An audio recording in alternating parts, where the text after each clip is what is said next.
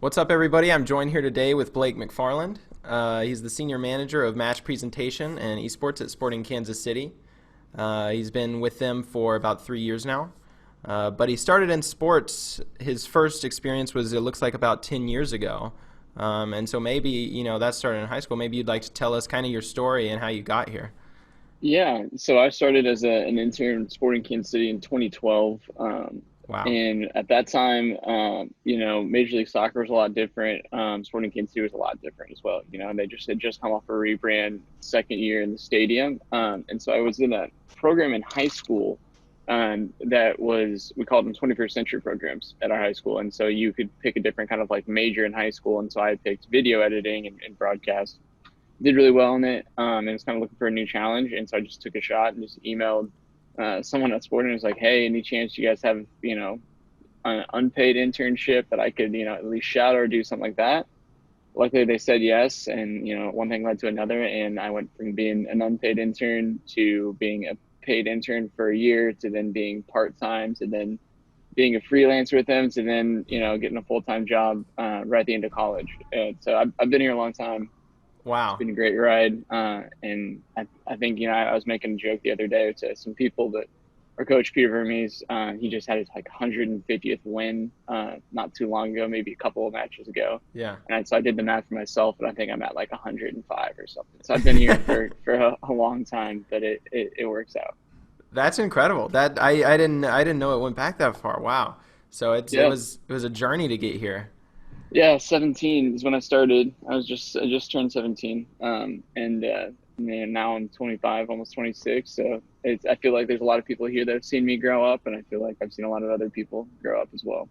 That's really interesting. So, did you always know you wanted to work with a sports team? I know you got your degree in journalism from the Mhm. University of Kansas. Was it always journalism or was it sports journalism for you? Yeah, I think by like eighth or ninth grade, I was like, look, my childhood dream of playing basketball for the University of Kansas and then maybe playing in the league, but hopefully becoming into to becoming a basketball coach is probably not going to happen because I didn't make the high school basketball team. We were pretty competitive, and Yeah, so yeah. when that didn't happen, it was like, hey, I want to be involved in sports because I just made a decision as a young kid that I wanted to work in sports. Just that was hard and fast rule on that. And so yeah, I thought I want to work for a sports team. I had no idea what I wanted to do for it. I was thinking play by play. I was thinking kind of more PR, kind of like the journalism route. Yeah.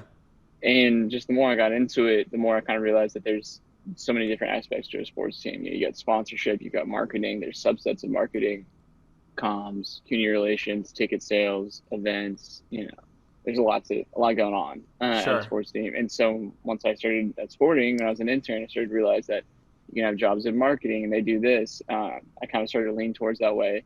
But I was in college and I got a journalism degree with a business minor, which I think was really diverse for me, and it was a really good thing that my mom forced me into doing. I didn't want to do, but she made me do it. There you And go. from there, I think that it definitely lined up to get me into the marketing side, and I'm very glad that I'm a part of it. Okay, yeah, that's awesome. And so I have to ask, when I was first reading about your history, I noticed you were from a town in Kansas that I had never heard of. So Yeah, I gotta ask you, what is it like growing up in the Midwest? I'm here in Nashville myself, but we're a little yeah. more east. And so, did you face any obstacles? Not being in like New York or LA or Chicago, one of those areas. Was there any of that present on your mind? I don't know. I mean, I was born and I lived for the first 10 years of my life in a town in Kansas called Garden City. It's like 6 hours from Kansas City, 6 hours from Denver, and like the closest major city would be Wichita. It's like 3 hours away. So there's like Wow. 15,000 people there, Yeah. and that was like the biggest city in that region. So I mean, I didn't know. I mean, my parents always wanted to get out and go to Kansas City, and they never were ones to be like, I don't know. I guess more or less they were like, hey, look at all these other people that were from small towns doing big things. Like, why can't that be you? And so then once we moved to Olathe and then Lenexa in Kansas City, a suburb, I feel like it was pretty normal. But to your point of like LA, New York, Chicago, like I can't answer it honestly because I've never lived in LA, New York, or Chicago. I have no idea the opportunities that I could have there because I've been in Kansas City my whole life. Sure. I love it. But I think that if anything, I've gone to some conferences and I've met with people, and they're always really surprised that people in Kansas City can excel, or that they're doing as cool as things as they're doing, or they're doing better things or more innovative things. So Yeah. I think you fight a little bit of a stigma that like everyone thinks that New York or LA, they hear it first and they have the first best idea, and then they don't really think that there's a chance that Kansas City can have the first best idea.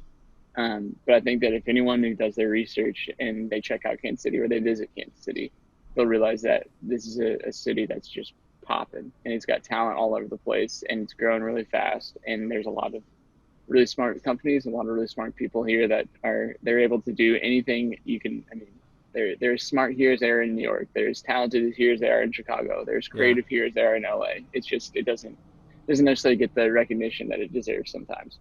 Okay. Yeah, I love the passion for it. I recently passed through Kansas City. It was my first time going there, and yeah, I have to say I was pretty surprised. I didn't really know much about it when I was going through there, but yeah, I was able to kind of check it out, and yeah, it's a really cool city. Yeah. Spend some um, time and have some barbecue next time. yeah, yeah, absolutely. And so, my next question to you would be, that sounded, I loved your story about how you got involved with Sporting Kansas City way back in Hmm. 2012. A lot of people I don't think would, just have the courage to reach out like that, like you did. So, I love hearing stuff like that. Congratulations to you on that. Uh, Thank you. do you have anything you would tell anybody out there who maybe wants to go into sports, or as we'll continue to talk about esports? Uh, do you have any advice or any lessons you learned along the way that you could pass along to someone who might be at the start of that journey and not really know, where to go from there? Yeah, I think one thing, there's two things. One thing is you have to be willing to say yes to any opportunity you get when you're young. Yeah, You look at my story was being an unpaid 17-year-old intern, literally going from high school, driving up to the stadium, working till like 6 or 7, and then driving home, doing homework, schoolwork, yada yada. yeah, There's a lot of people that say no to that. They'd say, "Hey, I need to get paid a little bit," or "Hey, how can I get compensated?" sure. But when you're really young and you're trying to get in, you just have to say yes and take the experience. And it's all the other stuff's, you know, beside the point. It stinks. It's not fun. But I truly believe that every experience I've had as an intern in sporting, it all paid off. Because I learned something every single time. And the same thing in college too. I'd said yes to a lot of different opportunities that were sports related, and they all pay off. I mean, they all have a reason. So just say yes to the opportunity, give yourself a chance. I also say that I think a mistake I made that yeah, I wish I could correct, but it's a little hate now. Yeah, Is that I was convinced I was going to be this one thing, and I never thought of the possibility of doing other things. Uh, and so I sure. think that when you're young and there, just you can be focused and determined and have a goal of one role, one job, or one area you want to work in. Yeah, But being open to even having an internship in a department that maybe you don't think you're going to be interested in, at least then and then you can decide what's right. But in my opinion, also, and then you also know how they think and how yeah. a department like that can think. So then when you need to work with them, you know what's gonna get them going and what's gonna maybe kind of stop what you're wanting to do. Yeah, absolutely. No, that's amazing, and that's something I think I hear a lot, especially from like a lot of people who start their own business. They say like the best thing that they learned was they had to like be their own marketer and they had to be their salesman and they had to Hmm. make a website. And so later on, they say a lot of times I hear people say that that really just kind of showed them how everything goes, and it makes them a better leader and more understanding and empathetic. Yeah, I think when you can, it's like life. It's Yeah, the more you can understand the other side, and you can genuinely understand where they're coming from, the better result you're going to get working together. And I think absolutely. that's a lot of the ways in sports teams, and really probably any company, but for sports specifically, right? Like the more you know what's going to motivate this other group to get you guys to the same goal, which is probably an intrinsic goal. Like, hey, we want to create a great experience for fans, or we want to want to create memories. That's not really Yeah, like a tangible thing. No one's going to like count how many memories they had. Um, But when you work with the other side, they're going to want to do it their way. They have things that are going to be beneficial for them. But when you understand their side and you know where they're coming from, you can kind of help keep everyone together to get to that goal that's best for everyone. Yeah, absolutely. I love that. That is brilliant. I love that. And so my next question would be, based on my understanding, you got in. How long ago did you get involved with esports with Sporting KC? Yeah, so we started, eMLS itself started in January of 2018. I think I was starting before that a little bit because there was some conversations, we're trying to get like which league partners are involved or league Okay. clubs. And so I was kind of like 50-50, like me and this other guy were kind of both running it in 2018, and then 2019 and 2020.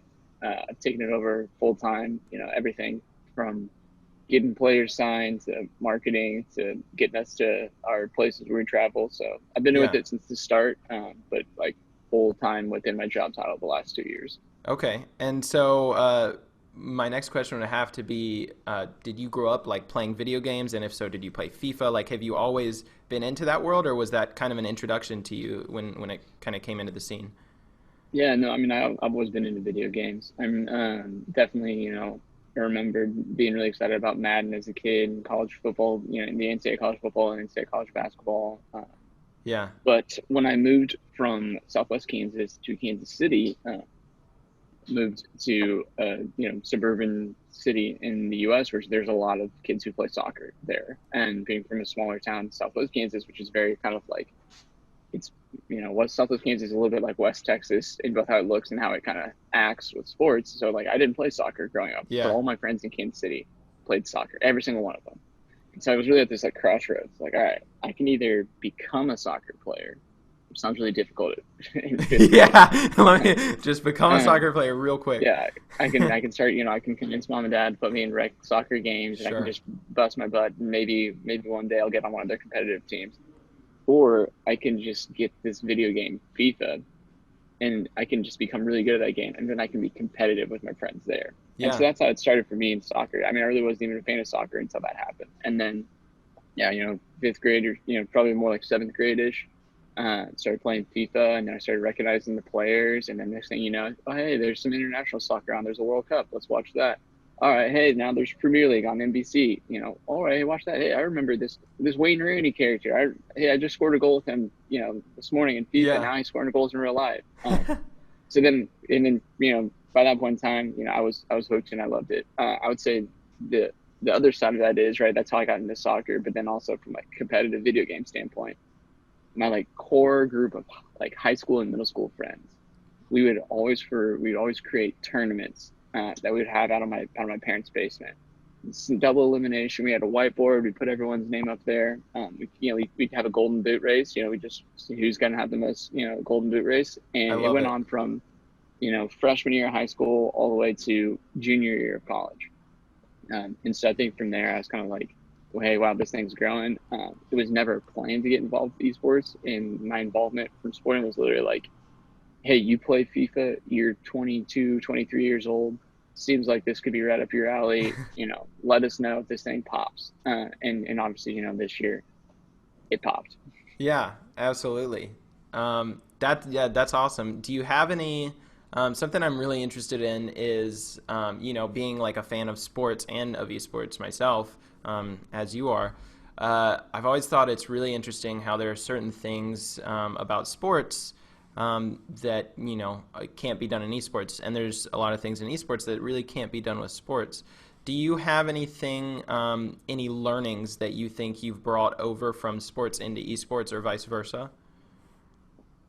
I think that when and I'm in the marketing side of it, but when you look at esports, you know, the Twitch stream is obviously something that's like it just confuses everyone, right? Twitch Yeah, streams in general, they're like, what is this? What is the chat? What are these emotes popping in? What's the music? What and like and you just people get paid to just you get paid to just have people watch you play video games, right? It's like they're just so confused by that. But if you dig into it, you realize that the Twitch stream audience is extremely engaged. yeah, They are they're They are watching every move that the person is doing. They're commenting with other friends, and they're creating this insane community of engagement, just keeping people engaged. And for me, it's always like, how do we do that in stadium, or how do we do that on a TV broadcast, or how do we kind of show our personality on social to kind of Yeah. create the same like sense of belonging that everyone that like, hey, we're all in this together. And I think that that's really cool about esports, and I think that's what is the reason people watch Twitch streams. I play FIFA a lot, and I'll have Twitch streams up and just checking it out. But it's the chat that brings people together, and it's like, how do you get that to regular broadcasts? And it's always interesting to me. Thursday Night Football shown on Twitch, and I've yet to like make a consistent effort of watching Thursday Night Football on Twitch. I watch it, I just put it up on like my TV or whatever. Yeah. But I wonder if where sports is going to go with that ability that everything's becoming streaming. Watching sports off laptops is not. It used to be a huge deal when you and I were younger. Now it's just another way that people watch sports. So Yeah. how does that work, and how does that kind of Twitch chat community come over into sports, or does it? Because we just because as a society we can't handle you know competitive fans getting after each other. We have that landscape with Twitter, and it's kind of gross and not desirable. But does it become engulfed in flames, and it's way worse Yeah. if we have that. But I think that that's something to look at, and kind of wonder how those two can kind of come together. Yeah, absolutely. That reminds me of something I was reading about the other day that Twitch is doing. I believe it starts in 2021, but they're launching a football league where where the fans actually vote on the plays live while it happens, and then whatever the most voted play is, that's what the team runs. And Yeah. I just think that's insane. I'm really excited to see how that goes. Yeah, I mean, some of that stuff, right? Like, it's a little flash in the pan. It's a little bit just like trying to like grab people in there, right? Yeah, Like, and like that's kind of like how the XFL existed, right? They created new rules that they thought they knew the NFL would take some of them, but they also kind of knew they just wanted some of them to be a little gimmicky. sure. So hopefully that doesn't happen with Twitch, but I mean, I think that's just such a medium. And then the other side of it is, and this is where I think that the two cross over really well. I mean, you're involved with FIFA, but I'm sure you're involved with NBA 2K as well as. But Yeah, you watch a Premier League game in the morning, and you see so and so plays really well, and he has a ones to watch card. So you know that card is going to increase in value if he gets a Team of the Week card. So then you get done with the game, and then you're spending time to go into the transfer market to buy a whole bunch of his cards, that you can profit off it for your game. So I think yeah, that sports has tied itself really well to esports, into gaming, by getting after that kind of like you watch and then you act, right? Like, I yeah, watch soccer and then I get this, and so I think that that's really interesting, and I wonder just kind of how that's going to expand. Right? That's kind of right now it's kind of a Premier League thing. It's kind of really hardcore people in FIFA, but does that expand to MLS? Does that expand to just common people being able to more easily do that? I don't know, but I think yeah. that that's a really cool way of engaging and tying the two together, because I know my friends are always like, "Oh my gosh, Timo Werner scored! Got his card's gone for 42. We got to get him. We got to get him." It's like, Yeah, yeah. guys, it's 10:30 in the morning, and it's like you're trading on the stock market. Yeah, It yeah. really is. Sure, sure. Yeah, that's awesome. And so bringing it back to Sporting KC, I know y'all hosted some online tournaments last year, Hmm. um, and I'm really interested in kind of hearing your perspective on what kind of initiatives should we be looking out moving forward, and B, what do you think what do you like about Sporting Kansas City that you feel is different from the rest of the teams in the league? Yeah. So yeah, we ran the esporting classic last year, and then a tournament that I was actually even more proud of, for a couple of reasons. A, it happened during quarantine, which anything that happens during quarantine, I think Yeah, everyone in every industry should be really proud of. It's tough amazing. to do. Um, but we have at Sporting, we have like our academy, which they all feed into the first team, and then we have academy affiliates, which would be like high performing youth soccer teams throughout our region that have an affiliation with us. So then the best of those players can then go play for Sporting. So our youth soccer department reached out to us, and they were like, "Hey, What if we did a FIFA 20 tournament? We had all of our Academy Affiliates players play. We then feed them into kind of like a Champions League. The winners of each affiliate get to go then play in this tournament, and it turned out great. And it was just a phenomenal thing. Top to bottom. It took a month long. It was able to connect Alexander, who's our eMLS player. He Yeah. was in there. He was playing a couple of them. We had a couple of first team players come out there and play. So that was really exciting, and I'm really excited to do that again this year. I think we'll probably do that over the holiday season at some point in time. Sure. Probably on the more closer to the post holiday season, just so that all the kids that were like me growing up, who had to wait till Christmas or their birthday to get FIFA, they can get the game. They can get kind of ready to go. Not Yeah. everyone gets it on launch day. Now I do, but younger me did not. So we'll definitely do that. There'll be more details to come on eMLS. I'm really excited about Alexander. Hopefully bringing him back, and I've been watching him also just as a fan. He's looking really good and playing really well. So Yeah. hopefully we get that contract signed, sealed, delivered with him. Bring him back, and then he can bring home our first hardware in eMLS. We've yet to do that yet, but we got to fix that. And then I think that there'll be some more kind of pop up tournaments. Probably going to be some in the college space. I just think that there's a lot of room to grow there. I think that a lot of college recreational departments at the universities have realized that hosting FIFA, Madden, 2K, Rocket League tournaments are easy, low cost. Lots of people are going to be involved. Yeah. And so I know we have a couple area universities that we're talking to on creating some tournaments. Hopefully those can get announced soon. But I think that would be something that we're really excited about and doing all of that. And then obviously our team's in the playoffs, and we've been doing our man of the match, big foot cards. And I Yeah. think that promotion it's going to live on throughout the rest of the year. So I'm excited to see how it ends, hopefully with MLS Cup and us doing that, and then how it goes next year. Because that's just a great way for us to kind of tie the two together. You're seeing the guy on the field, and now you get to take something home that's a little bit gaming centric. Yeah. Yeah. That's awesome.